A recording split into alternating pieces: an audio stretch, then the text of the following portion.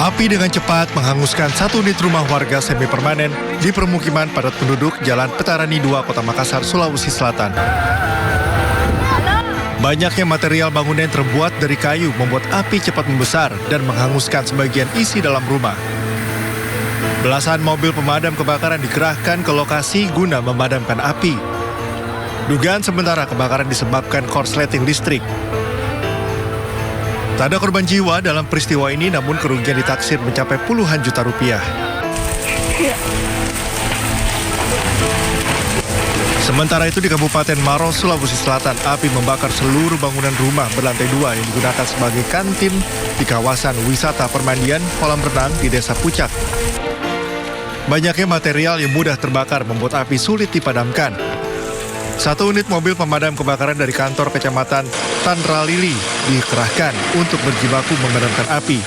Kebakaran diduga akibat korsleting listrik. Tak ada korban jiwa dalam insiden kebakaran ini, namun kerugian ditaksir mencapai ratusan juta rupiah.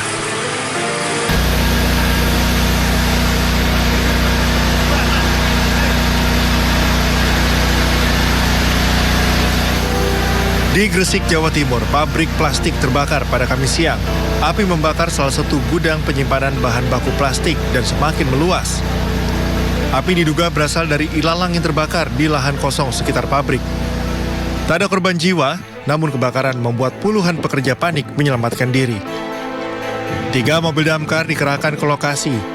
Penyebab pasti kebakaran pun masih dalam proses penyelidikan. Tim Liputan iNews melaporkan.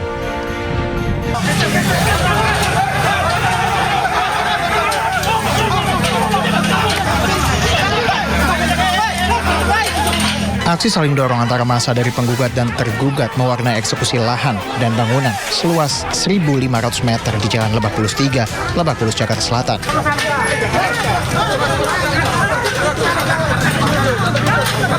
Kericuan yang sempat berjalan lama akhirnya terhenti setelah sang pemilik bangunan, yaitu Hanif Radinal sebagai tergugat, jatuh pingsan dan meninggal dunia. Hanif Radinal diketahui merupakan anak dari Radinal Mokhtar yang merupakan Menteri Pekerjaan Umum di era Presiden Soeharto. Meski adanya korban jiwa dalam eksekusi, namun PN Jakarta Selatan tetap melanjutkan proses pengosongan lahan dan bangunan.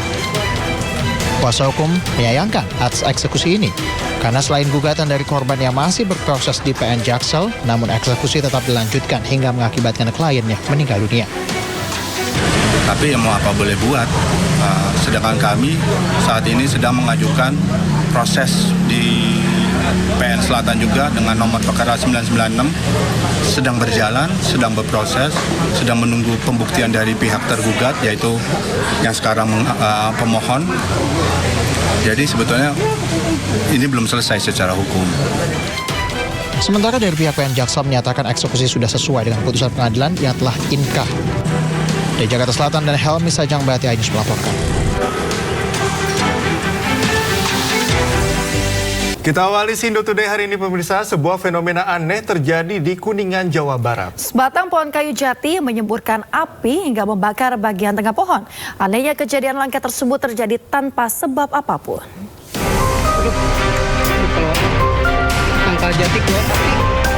Video amatir warga merekam fenomena unik dari sebatang pohon jati yang mengeluarkan api di bagian tengah pohon. Fenomena unik ini terjadi di Desa Cihirup, Kecamatan Ciawi Gebang, Kabupaten Kuningan, Jawa Barat.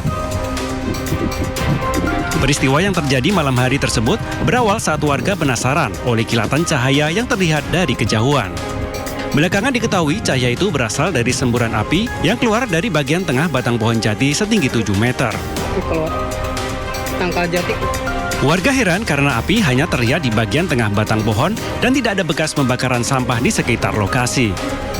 Kejadian unik ini pun dibiarkan begitu saja hingga keesokan harinya api yang keluar dari batang pohon jati padam dengan sendirinya. Saya ada pengaduan dari warga masyarakat, salah satu masyarakat, katanya di wilayah sini ada api, ditakutkan tiang listrik yang terbakar. Ternyata begitu saya cek ke lokasi, ternyata pohon jati yang terbakar, entah dari mana sumber apinya, tiba-tiba api itu menyala. Terus di saat itu saya lagi ke sini mengecek ke olah TKP, saat itu lagi hujan.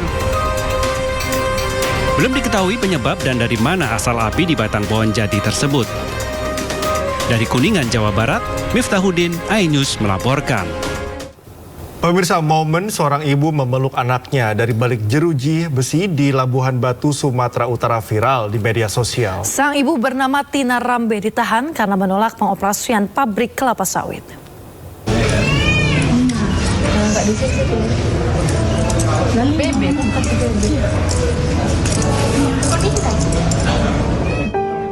Viral di media sosial seorang ibu yang memeluk anaknya dari balik jeruji besi di ruang tahanan Pengadilan Negeri Rantau Prapat, Labuhan Batu, Sumatera Utara.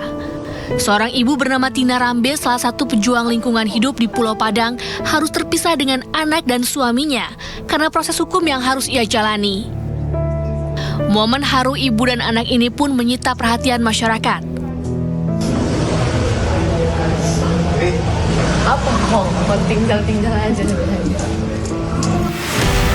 Tina ditahan karena menolak pengoperasian pabrik kelapa sawit dan saat ini ia sedang menjalani proses persidangan. Keluarga Tina sempat terlibat adu mulut karena petugas tidak memperbolehkan Tina menemui anaknya.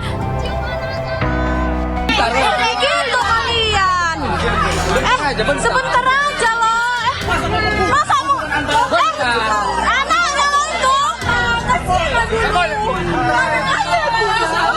kok kayak gitu ya? Ada kemanusiaan. Nggak ada kemanusiaan kalian. Sebentar aja Pak, ini bukan teroris ya. Cara-cara penangkapan yang tak manusiawi. Jadi sekaligus saya bilang kepada anak saya, terus berjuanglah demi lingkungan hidup.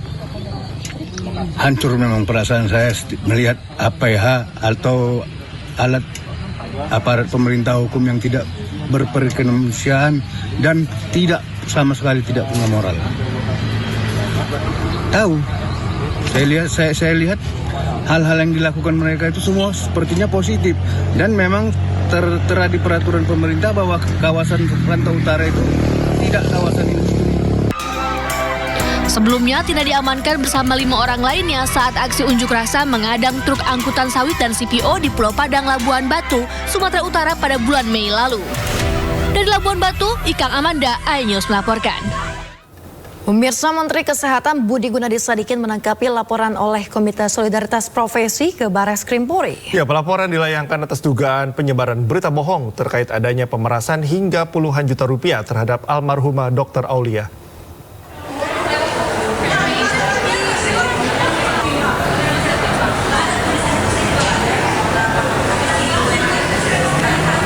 Komite Solidaritas Profesi menilai Menkes Budi Gunadi Sadikin melanggar pasal 45A Undang-Undang ITE tentang penyebaran berita bohong. Hal ini berkaitan dengan ucapan Menkes soal adanya indikasi pemerasan dan pemalakan dari senior PPDS terhadap almarhumah Dr. Aulia senilai puluhan juta rupiah. Namun laporan tersebut ditolak oleh Barreskrim. Penyidik Barreskrim meminta Komite Solidaritas Profesi melakukan mediasi terlebih dahulu dengan pihak Kementerian Kesehatan. Kemarin Solidaritas Profesi melaporkan ke Barreskrim, itu responnya gimana ya Pak? Iya Pak, mesti tanya ke Barreskrim, setahu saya sama Barreskrim nggak diterima. Difasilitasi untuk mediasi itu udah ada informasi belum Pak? Saya belum dikontak. Kalau diundang untuk audiensi mau Pak? Ya, artinya kalau mereka mau datang, silakan. Kita ke informasi lain, pemirsa, memelihara ikan yang dilarang, seorang kakek di Malang, Jawa Timur harus mendekam di penjara usai divonis 5 bulan. Ya, namun ia merasa tidak bersalah karena ikan aligator gar yang dipelihara ini jauh sebelum adanya undang-undang pelanggaran atau pelarangan memelihara ikan predator.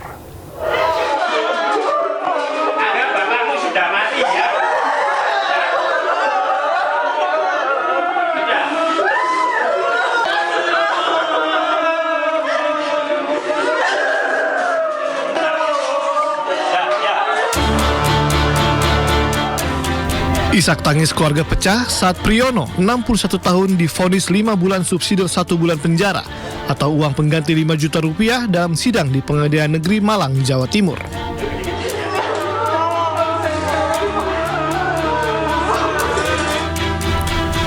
Hakim Ketua Iwayan Eka menyatakan Priyono bersalah telah memiliki dan memelihara 8 ekor ikan aligator gar yang dilarang sesuai dengan pasal tindak pidana perikanan.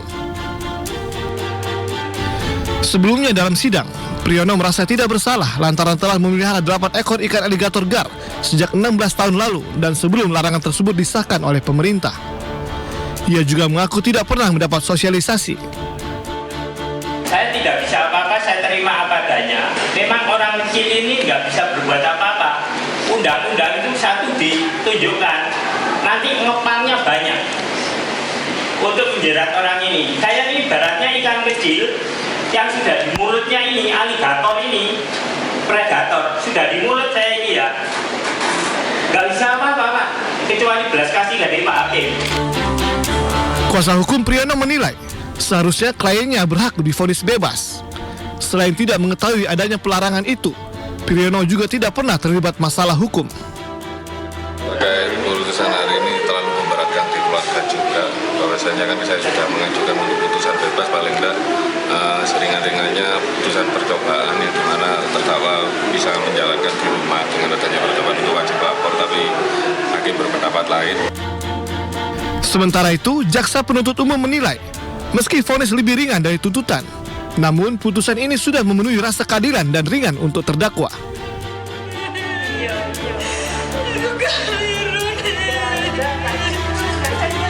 Menurut kami putusan tersebut sudah memenuhi rasa keadilan dan kalau teman-teman cek juga sudah termasuk ringan kami seperti itu. Priyono ditahan Kejari Malang sejak 6 Agustus lalu. Sementara 5 ekor ikan aligator gar miliknya dimusnahkan oleh pihak Polda Jawa Timur dan Balai Pengelolaan Sumber Daya Pesisir dan Laut. Dari Malang, Jawa Timur, Denny Irwansah, iNews melaporkan. Pemirsa, keluarga Inyoman Sukena, warga yang terancam pidana karena memelihara landak Jawa, berharap kasus tersebut segera selesai. Ya, pihak keluarga tidak mengetahui bahwa peliharaan keluarga besarnya merupakan hewan yang dilindungi.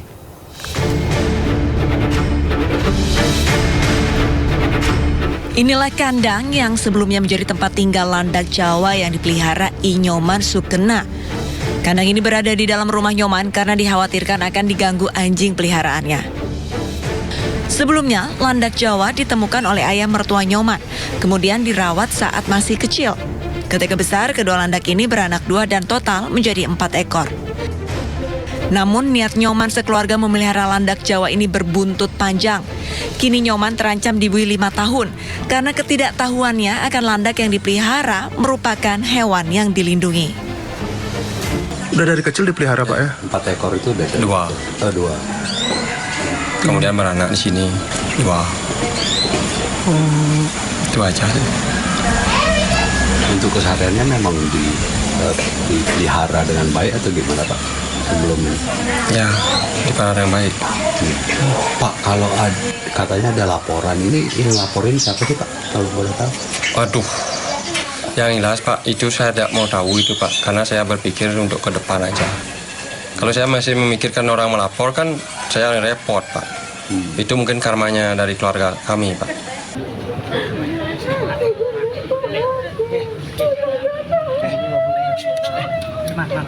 Kasus ini viral di media sosial setelah Inyoman Sukena, 38 tahun, menangis histeris usai keluar dari ruang sidang di Pengadilan Negeri Denpasar, Bali.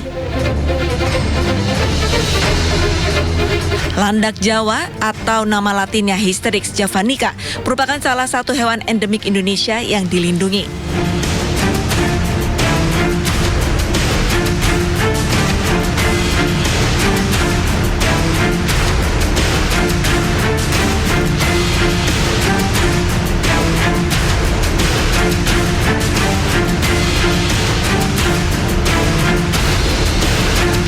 Setiap orang yang memelihara satwa liar atau hewan dilindungi dapat dijerat dengan Undang-Undang Nomor 5 Tahun 1990 tentang konservasi sumber daya alam dan ekosistemnya.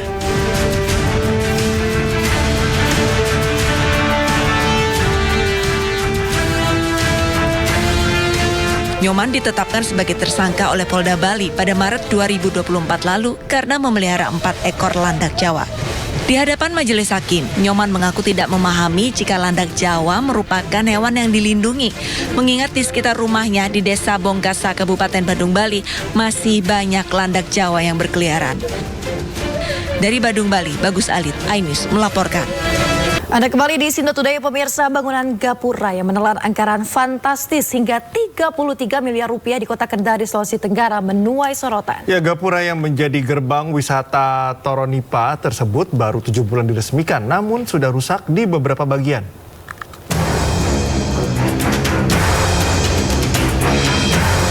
Dari kejauhan, gapura yang digadang-gadang menyerupai model London Bridge ini memang megah. Namun bila dilihat lagi lebih dekat, kondisinya memprihatinkan. Meski baru diresmikan pada Februari 2024 lalu, kondisi bangunan gapura yang menjadi gerbang wisata Toronipa, Kota Kendari, Sulawesi Tenggara, yang menelan anggaran fantastis hingga 32 miliar rupiah ini sudah rusak di beberapa bagian. Gapura ini dibangun dengan konstruksi yang tipis tanpa rangka beton, sehingga mudah jebol dan berlubang. Bahkan dinding gapura yang rusak hanya ditambal di berbagai sisinya. Pihak Dinas Sumber Daya Air dan Bina Marga Sulawesi Tenggara menjelaskan, konstruksi gapura menggunakan material Glass Reinforced Concrete atau GRC board yang merupakan kombinasi beton dan serat kaca, serta diklaim awet hingga 25 tahun. Kolom-kolom yang besar itu tidak di sini, itu sedikit sekali, hanya sedikit beton saja kita bungkus dengan GRC. Namanya GRC itu glass reinforced concrete. Ya, dia beton campuran serat kaca.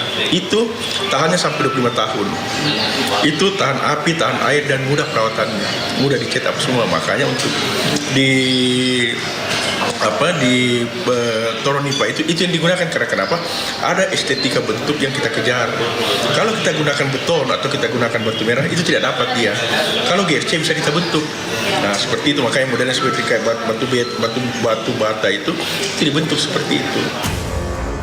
Gapura yang berlokasi di Kelurahan Kendari Cadi ini merupakan bagian dari mega proyek Jalan Kendari Toronipa sepanjang 14,6 km. Yang menelan anggaran total 1,1 triliun rupiah di masa pemerintahan Gubernur Ali Mazi. Gerbang wisata yang berhadapan langsung dengan jembatan Teluk Kendari ini diharapkan bisa menjadi ikon untuk menarik wisatawan. Namun jika melihat kondisi gapura yang baru 7 bulan diresmikan dengan anggaran senilai puluhan miliar rupiah ini sudah rusak, publik pun jadi bertanya, sudah sesuaikah anggaran dengan bahan yang digunakan? Dari Kendari, Sulawesi Tenggara, Muhtarudin, iNews melaporkan. Ya, pemirsa, saatnya kita simak pantauan arus lalu lintas dan kami telah terhubung dengan Brigadir Cici Yulia Yarangga dari NTMC Polri yang kini berada di Simpang Kuningan, Jakarta Selatan. Halo Brigadir Cici, bagaimana pantauan arus lalu lintas dari tempat Anda melaporkan saat ini? Ya, terima kasih Yasmin juga Cikal, dan pemirsa menemani aktivitas Anda pada pagi hari ini. Kita akan mengupdate bersama bagaimana perkembangan arus lalu lintas yang secara umum terbilang di kawasan Kuningan sendiri saat ini terpantau dalam keadaan ramai dan lancar dari berbagai arahnya, di mana aktivitas masyarakat juga mempengaruhi mobilitas arus kendaraan. Dan terlihat tepat kendaraan di belakang saya dari arah Gatot Subroto yang nantinya akan lurus menuju ke arah Pancoran ataupun ke arah Cawang. Hingga saat ini sedikit terjadi perlambatan kecepatan kendaraan, namun kendaraan-kendaraan ini masih melaju dengan kecepatan yang cukup normal. Dan terlihat juga sampai dengan pagi hari ini petugas kami yang berada di lapangan, baik dari Ditlantas Polda Metro Jaya maupun Dinas Perhubungan, juga masih melaksanakan pengaturan lalu lintas.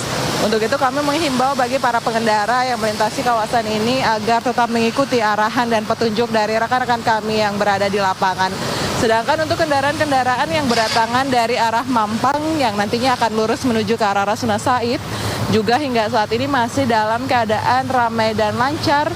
Sedikit terjadi perlambatan kecepatan kendaraan juga hanya menjelang masuknya antrian traffic light. Namun selepasnya kendaraan-kendaraan ini masih melaju dengan kecepatan yang cukup normal.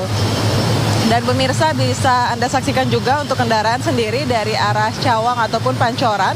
yang nantinya akan berbelok ke arah Rasuna Said maupun juga yang akan menuju ke arah Mampang hingga saat ini juga masih dalam keadaan ramai dan lancar, di mana masih didominasi oleh kendaraan pribadi, baik kendaraan roda 2 tetapi juga kendaraan roda 4.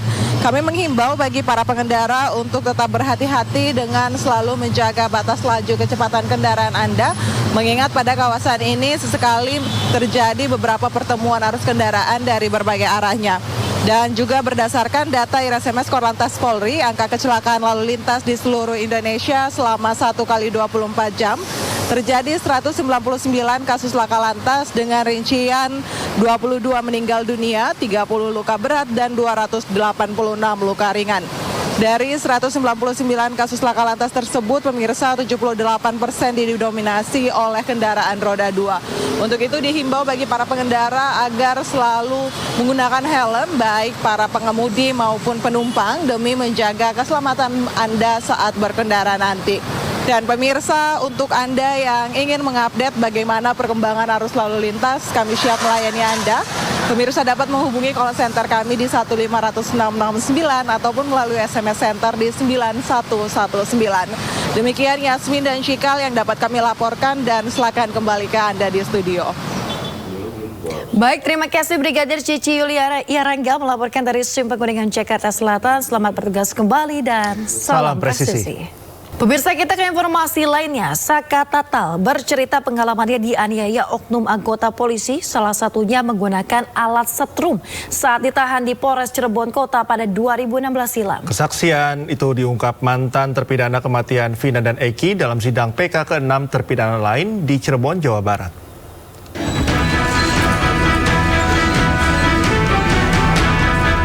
Saka Tatal dihadirkan tim kuasa hukum 6 terpidana kasus kematian Vina dan Eki dalam sidang lanjutan peninjauan kembali di Pengadilan Negeri Cirebon, Jawa Barat. Dalam kesaksiannya, mantan terpidana ini menceritakan penganiayaan berat yang dialaminya untuk mengakui keterlibatannya dalam kematian Vina dan Eki. Sambil menahan tangis, Saka mengaku dianiaya dengan tangan kosong, dengan benda tumpul, hingga menggunakan alat strum. Rangkaian penganiayaan tersebut diakui Saka dilakukan oknum polisi.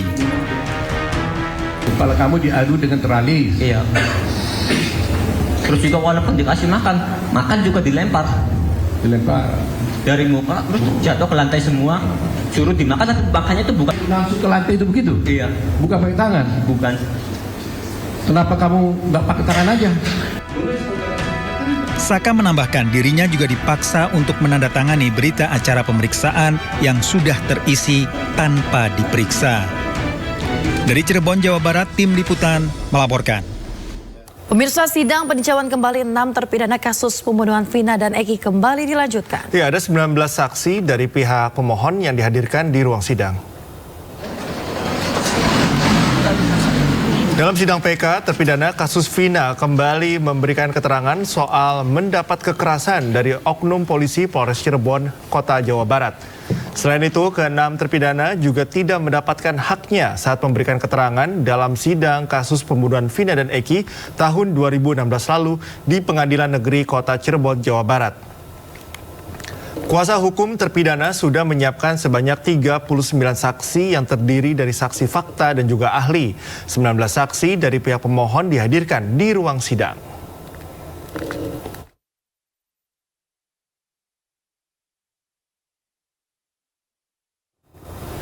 Kita ke informasi lain, pemirsa. Belum menerima klarifikasi langsung dari Kaisang, Presiden Joko Widodo merespon singkat dugaan gratifikasi penggunaan fasilitas jet pribadi oleh putra bungsunya. Jokowi menekankan seluruh WNI memiliki kedudukan yang sama dalam tatanan hukum Indonesia.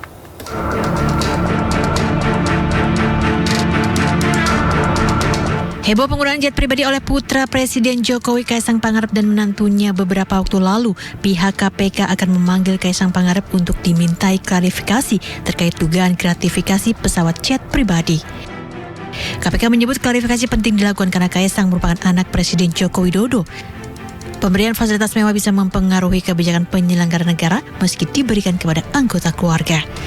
Terlebih publik menduga fasilitas yang diberikan menyeret jabatan penyelenggara negara. Namun belum menerima klarifikasi langsung dari Kaisang Pangarep. Presiden Joko Widodo merespon singkat dugaan gratifikasi penggunaan fasilitas jet pribadi oleh putra bungsunya tersebut.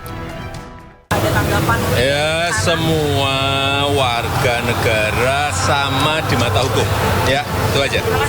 Sementara Menteri Kominfo Budi Aristiadi enggan mengomentari isu terkait jet pribadi yang digunakan Kaisang setelah sebelumnya Menkominfo sempat menyebut bahwa penggunaan jet pribadi tersebut dikarenakan istri Kaisang yang tengah hamil. Kalau pertanyaan itu udah terjawab kemarin di DPR. Lagi Pak. Iya maksa Iya loh. Tapi nggak bisa nanti saya keceplosan. Nanti aja bisik-bisik. Sekarang aja Pak. Ya. Sebelumnya viral di media sosial Kaisang Pangarep dan istrinya Erina Gudono menggunakan jet pribadi untuk keperluan pribadi yang diketahui memiliki harga sewa fantastis mencapai 308 juta per jamnya. Tim Liputan iNews melaporkan. Pemirsa, Presiden dan Wakil Presiden terpilih Prabowo Gibran berencana memasukkan susu ikan ke dalam menu makan siang gratis yang menjadi program mereka. Ya ternyata Yasmin, rencana ini mendapatkan sorotan ya. Apakah memang sebanding susu ikan dan juga susu sapi begitu yang menjadi sorotan. Tapi kita lihat dulu fakta dan datanya seperti apa. Apakah benar dugaan yang disampaikan oleh publik.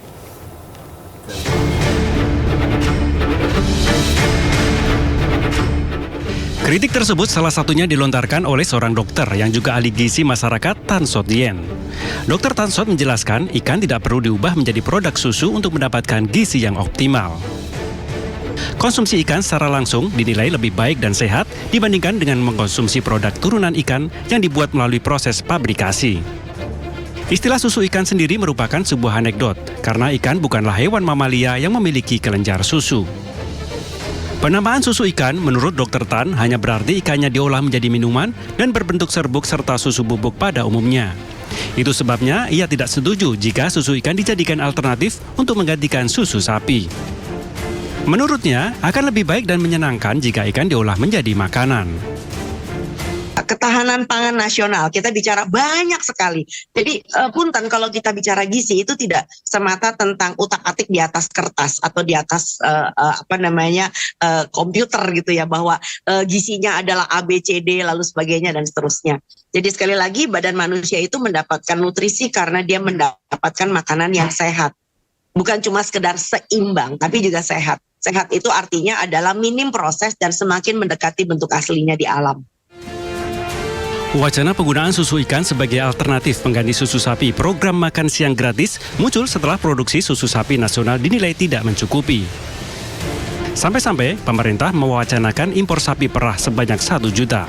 Sebab akan ada 82,9 juta anak sekolah yang harus mendapat makan bergizi gratis setiap hari. Namun rencana penggunaan susu ikan ini justru menuai kontroversi. Dari Jakarta, Wenda Nura, Abdul Rashid, iNews melaporkan. Kita ke informasi Pilkada, pemirsa. Bakal calon Gubernur Jakarta Ridwan Kamil dan juga Suswono menyambangi mantan Gubernur Jakarta Sutioso. Dalam pertemuan itu dibahas keberhasilan Transjakarta dan rencana memperpanjang rute Transjakarta.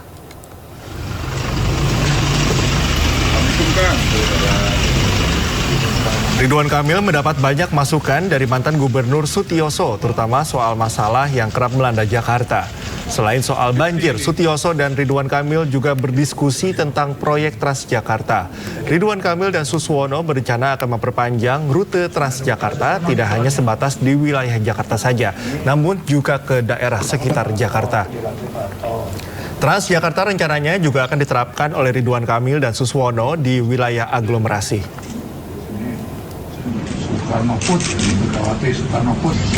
Ada hal-hal yang di zaman beliau masih relevan, ya, isu-isunya, terutama tentunya isu-isu klasik ya, terkait kemacetan, banjir dan lain sebagainya.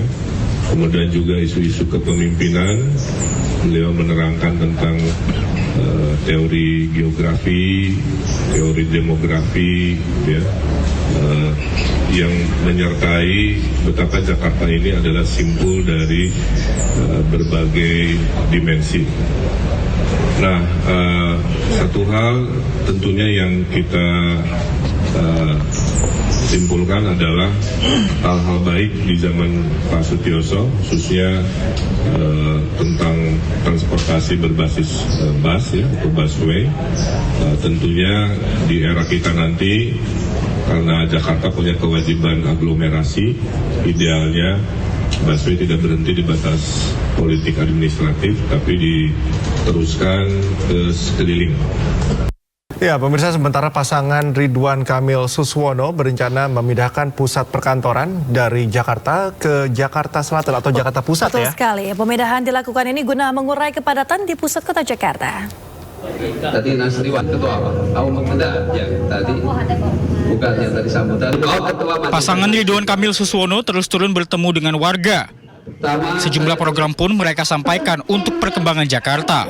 Salah satunya dengan pemindahan pusat perkantoran dari Jakarta Pusat ke Jakarta Selatan. Pendistribusian masyarakat agar tidak terpusat di satu titik saja di Jakarta penting untuk mengurai kepadatan di pusat kota Jakarta. Ya, maksud saya yang Pak RK gagas kan begini, ya saat ini kan kenapa setiap pagi itu ibaratnya orang menuju ke Jalan Tamrin Sudirman kan, itu karena pusat perkantoran kan semua di situ kan, ya padahal orang mungkin tinggalnya di selatan, ya artinya ini distribusi saja jika memungkinkan. Nantinya pasangan Ridho atau Ridwan Kamil Suswono akan terus melibatkan masyarakat Jakarta dalam pembangunan kota Jakarta. Bahkan keduanya pastikan tidak akan ada penggusuran. Semuanya dilakukan dengan musyawarah bersama antara Pemda dan masyarakat setempat. Tim Liputan iNews melaporkan. Pemirsa, pasangan Bacagup dan Bacawagup Pramono Rano Karno menghadiri acara deklarasi rumah bersama Rano Karno di Gedung Juang Menteng, Jakarta Pusat. Dalam kegiatan itu lebih dari 1.000 orang hadir mengikuti deklarasi. Pasangan bakal calon gubernur dan wakil gubernur Jakarta yakni Pramono Anung Rano Karno menghadiri acara deklarasi yang bertajuk Deklarasi Rumah Bersama Pramono Rano yang berlokasi di Gedung Juang 45 Menteng, Jakarta Pusat. Acara dihadiri langsung relawan Pramono Rano yang diklaim mencapai 1.000 orang. Dalam kesempatan ini, selain berorasi, Pramono Anung menegaskan komitmennya untuk membenahi berbagai permasalahan dasar di Jakarta. Handphone. PC. Yang pakai PC. Saya tidak muluk-muluk misalnya membangun seperti ini. Atau apapun. Tetapi saya akan memulai dengan hal-hal kecil apa yang menjadi persoalan gerakan di bawah. Yang utama dan terutama misalnya masalah banjir, masalah polusi, masalah acat. Anda kembali di Sinta Today, pemirsa. Gelaran PON ke-21 Aceh Sumatera Utara menuai sorotan karena fasilitas yang tidak memadai dan ada venue yang masih dalam tahap pembangunan. Ya, menurut Menpora ada dugaan penyelewengan dana dan akan dilakukan penyelidikan. Video yang beredar di media sosial tampilkan akses jalan menuju gor bola voli indoor di Sport Center Deli Serdang, Sumatera Utara berlumpur dan tergenang banjir. Kabel-kabel dan kayu sisa proyek masih berserakan. Alat berat juga masih berada di lokasi. Untuk menuju venue, para atlet voli PON ke-21 terpaksa melintasi kubangan dengan jembatan kayu. Saat ini para pekerja tengah menyelesaikan sejumlah bagian dari venue yang pengerjaannya belum selesai. Terkait hal ini, Menpora Dito Aryo Tejo sampaikan permintaan maaf. Menurutnya, ada aduan dari sejumlah pihak tentang dugaan penyelewengan penggunaan dana PON. Menpora pun akan bekerja sama dengan Satgas PON 2024 untuk selidiki kasus tersebut. Oh, jadi kan, soal venue rusak, itu kan ramai di sosial media, baik itu Instagram ataupun pemberitaan venue-venue yang dianggap belum selesai atau belum jadi, itu dianggap ada penyelewengan. Nah, dari situ kami merespon bahwa dalam PON ini, dalam Kepres nomor 24 tahun 2024, itu juga sudah dibentuk Bapak Presiden, yaitu Satgas Pendampingan Tata Kelola yang dipimpin oleh Wakil Jaksa Agung beserta Kabar Eskrim Mabes Polri. Dan di mana semua keluhan ini sebelum kami memutuskan, membuat vonis, pastinya akan ada proses yang dilakukan, yaitu penyerapan aduan masyarakat, dan setelah itu pastinya akan ada pendalaman, penelusuran. Apakah itu sesuai spek, sesuai kontrak? Kalau misalnya itu emang menyeleweng, ya pasti akan kita tindak tegas. Menpora akan memastikan pembenahan PON 2024 akan dilakukan dengan cara terbaik agar tidak mengganggu jalannya pertandingan. Tim Liputan melaporkan. Pemirsa, penyelenggaraan PON 2024 di Aceh dan Sumatera Utara tengah disorot. Ya, karena banyak venue olahraga yang dinilai belum siap. Polri pun siap menyelidiki adanya dugaan penyelewengan dana penyelenggaraan PON ke-21. Penyidik kami untuk melaksanakan penyelidikan dan penyidikan. Demikian juga tentunya seluruh APH yang ada pun juga baik di Polri, di Kejaksaan, di KPK semua memiliki ruang yang sama untuk menangani. Namun prinsipnya Polri siap untuk menangani. Kita segera akan berkoordinasi dengan Menpora untuk melakukan pendalaman. Pemirsa, kontingen Jawa Tengah sukses mengawinkan medali emas di cabang olahraga bulu tangkis nomor beregu. Ya, medali didapat Jawa Tengah usai menyapu bersih kontingen Jawa Barat di nomor putri dan mengalahkan kontingen Jakarta di nomor putra.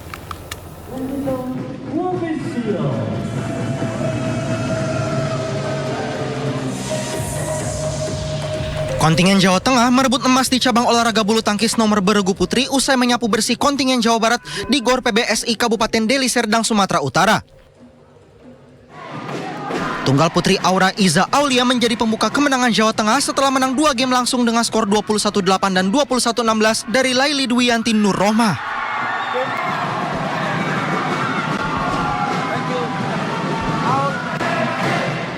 Ganda putri Bernardine Anindya Wardana dan Felicia Christina lalu melanjutkan kemenangan Jawa Tengah dengan mengalahkan ganda putri Farisa Abela dan Syafah Kaulika Haq 21-15 dan 21-10. Selanjutnya medali emas Jawa Tengah disegel oleh tunggal putri Sausan Dwi Ramadhani setelah memenangkan laga 3 game ketat 21-19, 12-21 dan 24-22 dari Kanaya Anisya Putri.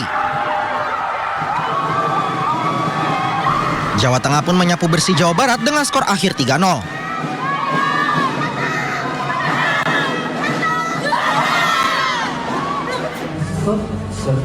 Raihan ini membuat kontingen Jawa Tengah menjadi peraih emas pertama di cabang olahraga bulu tangkis.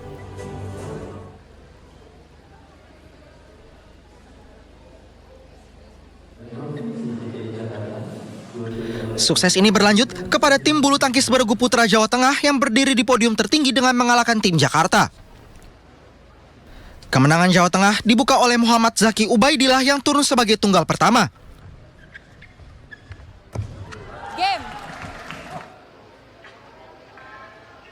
Juara Indonesia Masters 2024 Super 100 Pekanbaru itu mengalahkan Dewangga Surya Negara dengan skor 21-14 dan 21-16.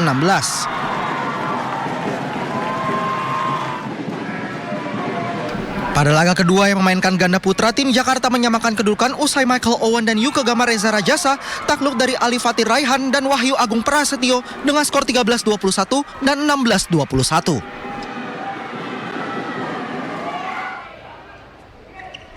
Meski begitu, Jawa Tengah kembali unggul pada laga ketiga lewat tunggal putra Rishi Duta Ricardo yang mengalahkan Rizky Dwi Cahyo dengan skor 21-18 dan 21-13.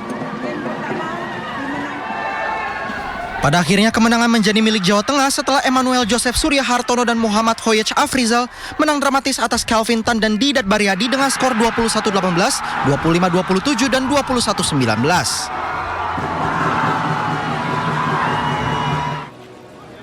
Dengan kedudukan 3-1, Jawa Tengah pun memastikan medali emas di nomor beregu putra. Mereka sukses mengawinkan medali emas cabur bulu tangkis nomor beregu setelah di beregu putri Jawa Tengah juga meraih emas. Pemirsa, tuan rumah PON ke-21 yaitu Aceh dan Sumatera Utara meraih medali emas di cabang olahraga arung jeram. Ya, tim Aceh meraih emas di nomor Down River Race R6 Putra, sedangkan Sumatera Utara mendapat emas di nomor Down River R6 Putri.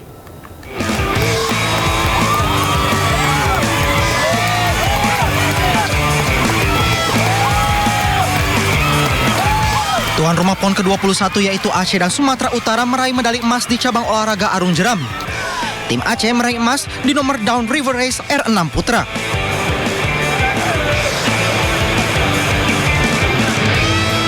Mengarungi sungai sepanjang 4 km, Aceh menjadi yang tercepat dari ke-7 provinsi yang bersaing dengan catatan waktu 20 menit 45,05 detik. Sedangkan Sumatera Utara berjaya di nomor putri juga di nomor downriver race R6. Tim Sumatera Utara paling cepat dengan waktu 22 menit 17,74 detik untuk mengunci medali emas. Dari Kabupaten Aceh Tenggara Aceh, Medi Arjuna, iNews melaporkan.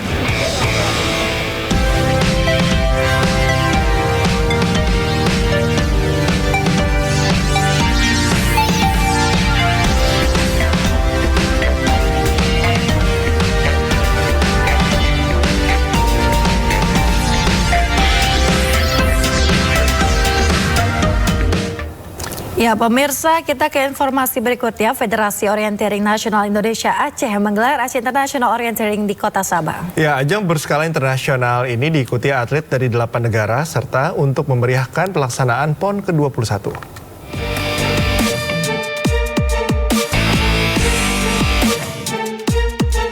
Federasi Orienteering Nasional Indonesia Aceh menggelar Aceh International Orienteering di Kota Sabang. Ajang berskala internasional ini diikuti atlet dari 8 negara. Kompetisi ini juga untuk memeriahkan pelaksanaan PON ke-21 di Aceh dan Sumut. Semua peserta mulai di Desa Anoy Itam, salah satu destinasi wisata yang ada di Kota Sabang. Para peserta akan dibekali peta dan kompas agar mereka dapat menemukan titik yang harus ditemukan di sepanjang lintasan secepat mungkin. Inilah yang menjadi keunikan dari olahraga orienteering. Saat ini orienteering mulai diminati kalangan pecinta alam, pelari hingga masyarakat umum di Aceh. Melalui kompetisi ini diharapkan olahraga orienteering bisa semakin berkembang. Ke depan kita sebagai pengurus Provinsi Aceh, kita berharap setiap kepengurusan PONI Kabupaten Kota akan menyelenggarakan event orienteering di kota-kota masing-masing. Nah, ini harapan besar kita. Nah, selanjutnya juga di event ini kita berharap ada atlet-atlet dari event ini yang akan kita jadikan sebagai atlet di bawah naungan PONI Provinsi Aceh yang kedepannya akan kita ikut sertakan dalam ajang nasional dan ajang internasional lainnya.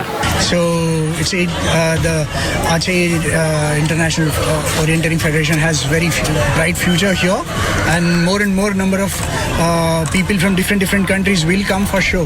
It's a great event. Ada 2 kelas yang dipertandingkan, yaitu kelas middle distance dan sprint distance. Dalam menempuh rute ini, peserta melewati sejumlah objek wisata Kota Sabang yang terdiri dari hutan hingga pantai yang sangat variatif. Dari Sabang Aceh, Syukri Syarifuddin, iNews melaporkan. Ya, Anda kembali di Sindo Today, pemirsa. Kini kita ke informasi kuliner. Nah, bagi Anda yang suka sekali makan kepiting tapi takut kolesterol, mungkin Cikal dia, salah satu resto di Kota Bandung ini menyajikan olahan kepiting saus garlic caramel. Saya nggak kolesterol, dan saya suka banget kepiting begitu ya. Jadi ini sebetulnya menarik banget ya, karena pemilihan garlic dan juga bawang putih ini diyakini bisa menurunkan kadar kolesterol yang cukup tinggi pada olahan kepiting.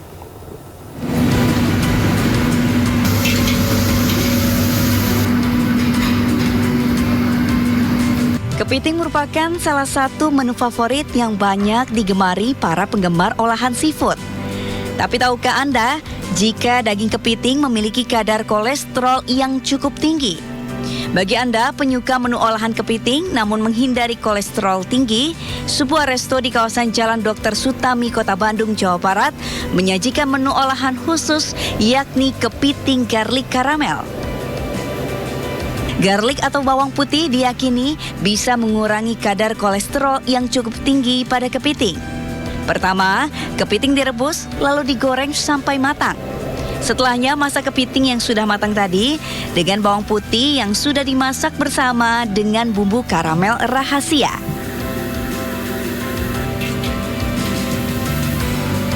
Aduk-aduk sebentar sampai karamelnya mengental. Kepiting garlic caramel pun siap dihidangkan.